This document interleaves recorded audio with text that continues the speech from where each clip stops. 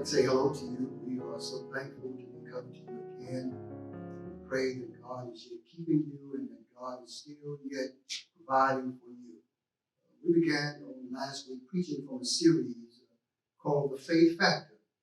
I want to begin teaching another sermon, another message with that thought in mind, found in the book of Luke chapter 8. And verses 43 to verse 48. Luke chapter 8, verses 43 through verse 48. Reading from the New International Version, you'll find these words recorded. And a woman was there who had been subject to bleeding for 12 years, but no one could heal her. She came up behind him and touched the edge of his cloak, and immediately her bleeding stopped. Who touched me? Jesus asked.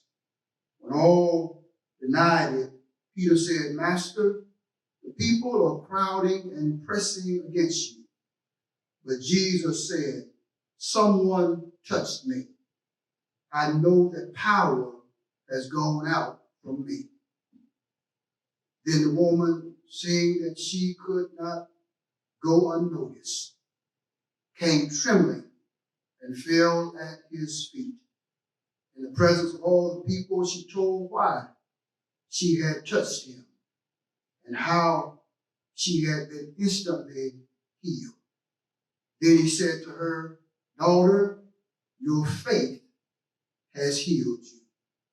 Go in peace.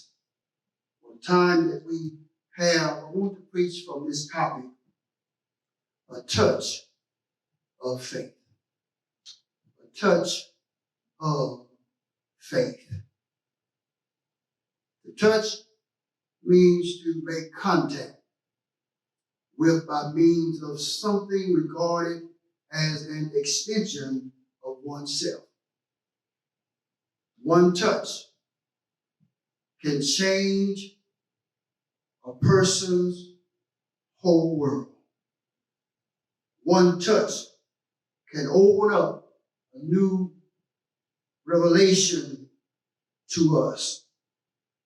Now, with the emergence of social media, we are connecting in ways with one touch to our electronic devices, and we have access to a whole new world in ways that we never imagined. We have many social media options: Facebook, Twitter, Instagram, LinkedIn, Snapchat, YouTube, TikTok, and Zoom, just to name a few.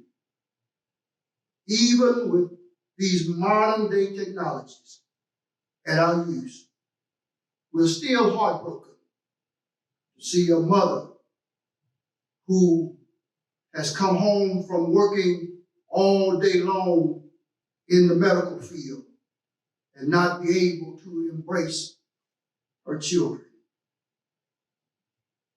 We're heartbroken to see loved ones that watch their loved one die and cannot hold their hand or caress their head. We are heartbroken to see that we are not able to socialize like we used to. We have become void of the human touch. Bobby Fischer says this: nothing eases suffering like human touch. Even God himself wanted human connection. In the beginning, when God created the earth, and God created the animals, and he looked out and he noticed that Adam had no one that he could connect with. There was no one like him. And God said, it's not good for man to be alone. So he created Eve, his helpmeet. In our text, we find this woman without a name, suffering with a disease, but determined to be delivered.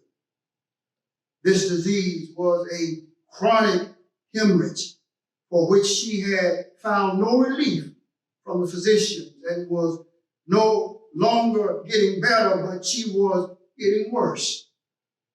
What do you do when your situation moves from bad to worse?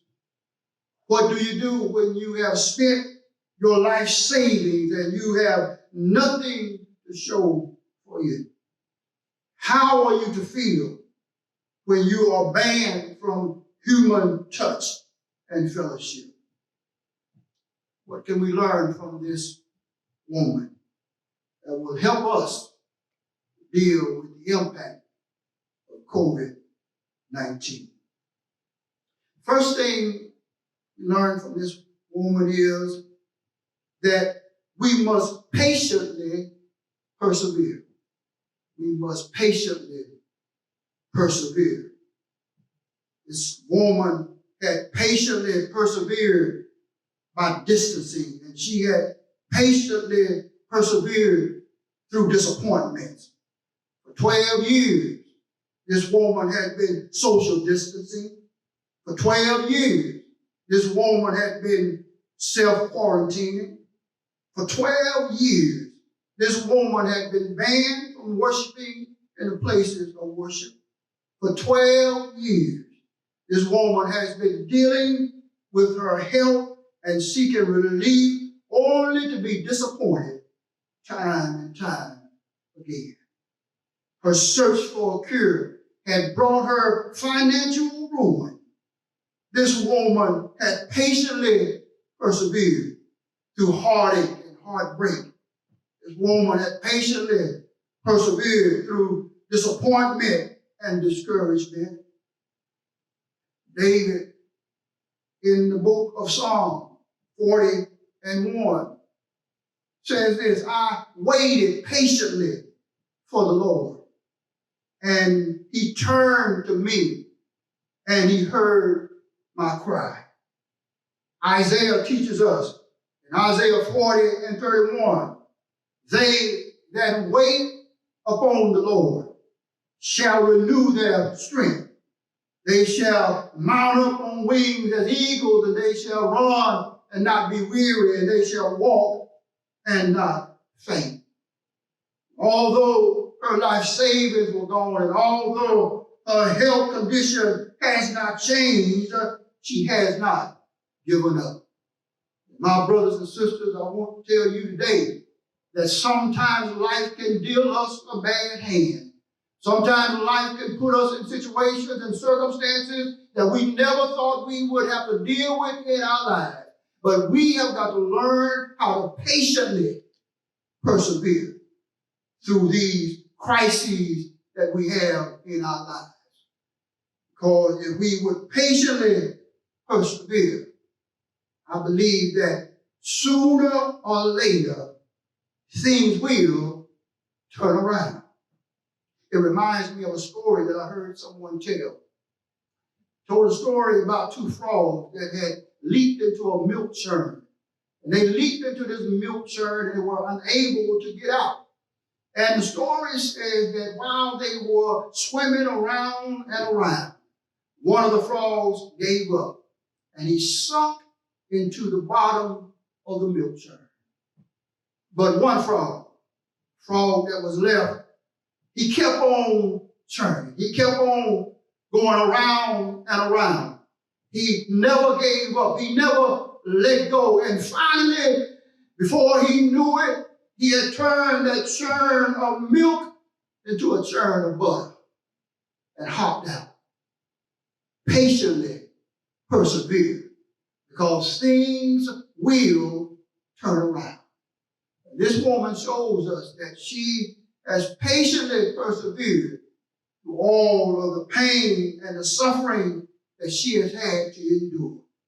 My brothers and sisters, I encourage you to do likewise in your situation and in your circumstances. This woman teaches us not only must we patiently persevere, but she teaches us also that we must personally pursue. We must personally pursue. This woman was sick and tired of being sick and tired. She was on a mission, searching for a change in her life. Even though the story does not record anybody urging her on, nobody is on her side to help her to get to the place where her life can be better. Scripture says that she heard about Jesus. The scripture says that she heard that Jesus was in town. Thank God that she heard about Jesus, because Jesus is able to supply every one of our needs. Maybe she heard about when Jesus healed Simon's mother-in-law from her fever. Maybe she heard about Jesus healing all those who were sick with various diseases. Maybe she heard about Jesus healing the paralytic. Or maybe she heard about Jesus healing the demon-possessed man. In any case, she heard about Jesus. And because of what she heard about Jesus, even in the midst of her own personal pandemic, she began a personal pursuit. What is it that she was pursuing? She was pursuing transformation and truth. She was pursuing transformation and she was seeking truth. She did not allow her condition or the crowd to stop her. She did not allow the challenge that was facing her to stop her from what she felt in her spirit, but she kept on pursuing what she needed: transformation and truth. Transformation, because all of us must change. For the Bible declares that we all have sinned and come short of the glory of God. The Bible declares that we all, like sheep, have gone astray. The Bible declares that even at our best, we're as filthy rags in His sight. So all of us must be on a mission. We must be on a pursuit, trying to bring about a transformation in our lives.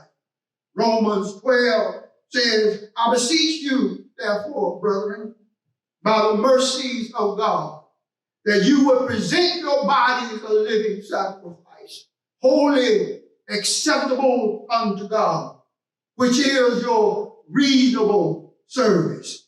And be not conformed to this world, but be ye transformed by the renewing of your mind, that you might prove what is that good and perfect will of God. You've got to make up your mind that you are sick and tired of being the way that you are. And you must personally pursue transformation and truth. She must pursue truth because the Bible records, know the truth, and the truth shall set you free. This woman, make no mistakes about it, she is a slave to this condition. She is bound by this disease that has her limited in her action, limited in her socialization, limited in her worship experience.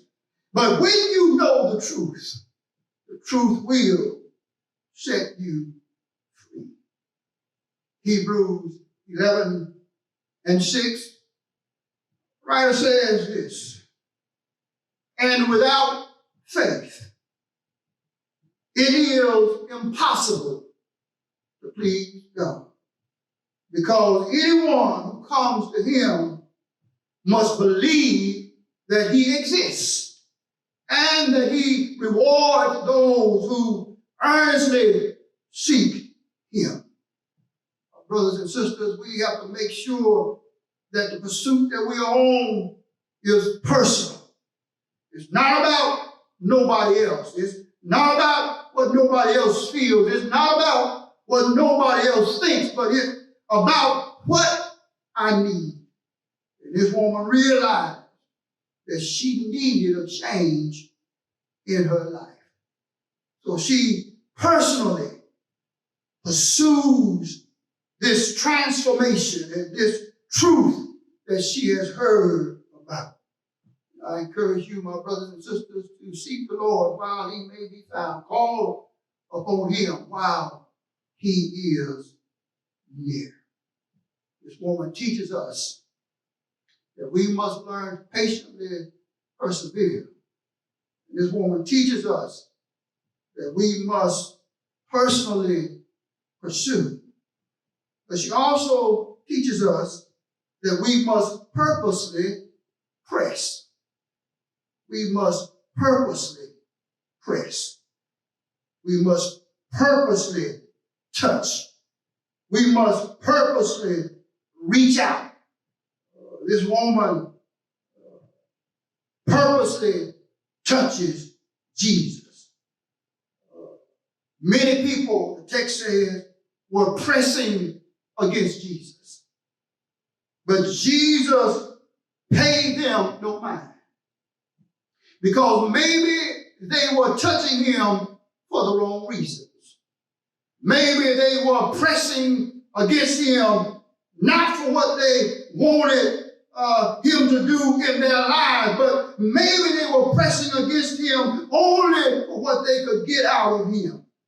They were not sincere in their press. But this woman, she purposely presses against Jesus. She purposely presses against Jesus because she wants to fill her deficiency. The Bible declares that there is something that is missing in her life.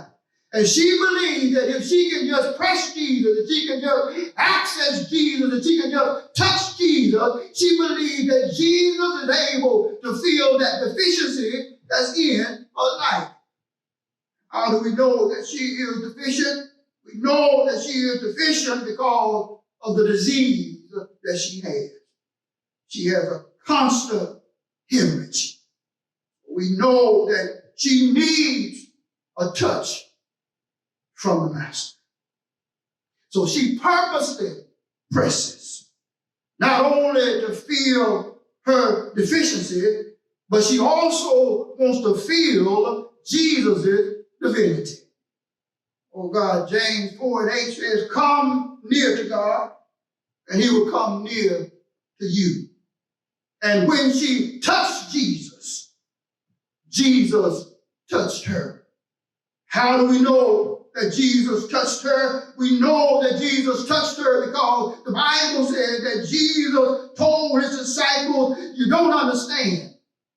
Somebody touched me out of necessity. Somebody touched me with a need, and when they touched me, I felt power. I felt virtue leave my body. Jesus touched her. When she touched him physically, Jesus touched her spiritually. And thank God that she touched him, because when she touched him, the Bible said that she was made whole. The songwriter wrote a song that said, Jesus touched me, and now I am no longer the same. A touch of faith. When she pressed Jesus, when she purposely touched him, she got access to a whole other world. whole world changed when she pressed Jesus. Her whole life changed before her eyes.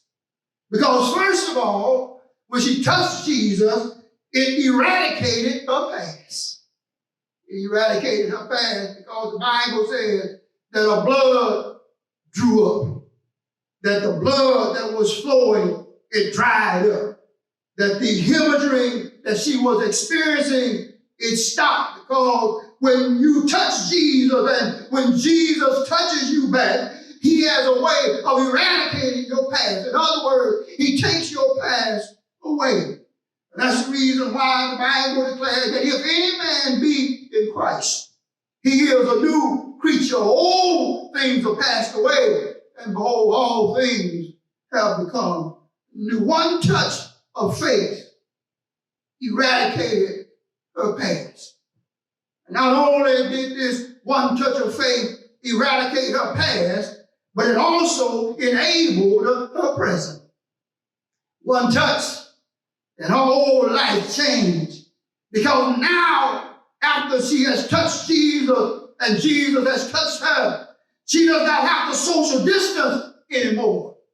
She does not have to self-quarantine anymore. She does not have to stay outside of the house of worship, but she's able to go into the presence of the Lord because of that one touch that she experienced. And that one touch enabled her presence. I don't know, the text doesn't say whether or not she had a spouse. It does not say whether or not she had children, but I believe that if she had children and she had a husband, she ran home and wrapped her arm around them because her whole life had been changed. One touch of faith eradicated her past, enabled her present, but it also established her future. Because Jesus says to her, daughter, your faith has made you whole. In other words, he tells her that you are now in the family. He tells her that now you are part of the family of God, and you have a future that's brighter than your past. You have a future that is looking better than it looked before because of that one touch that she experienced with Jesus. She knows now that she has been saved from this time of suffering in her life. And not only does it guarantee that she will be saved from the suffering of this world, but in the world to come, she has established a future with him. And my brothers and sisters, I don't know what your personal pandemic is. I don't know what your disease is, but you must have a determination to be delivered. And I believe today that one touch of faith will open up a whole new world for you. Come to him just as you are. Father, I thank you for faith. Faith to believe that you are able to transform our lives into something that would be glorious. Now, Father, I'm praying, oh God, for someone, oh God, who is dealing, oh God, with something that is keeping them, oh God, in isolation. That's keeping them, oh God, hidden. Father, keeping them, oh God, discouraged. Father, I pray for them right now in the name of Jesus. Set them free. Father, we pray for any that may be lost outside of the ark of safety. Touch their heart right now and let them know that they can come to you just as they are. Father, for all of those that are on the front line, bless them right now. In Jesus' name I pray. Amen. God bless you and God keep you is our prayer. And to God be the glory.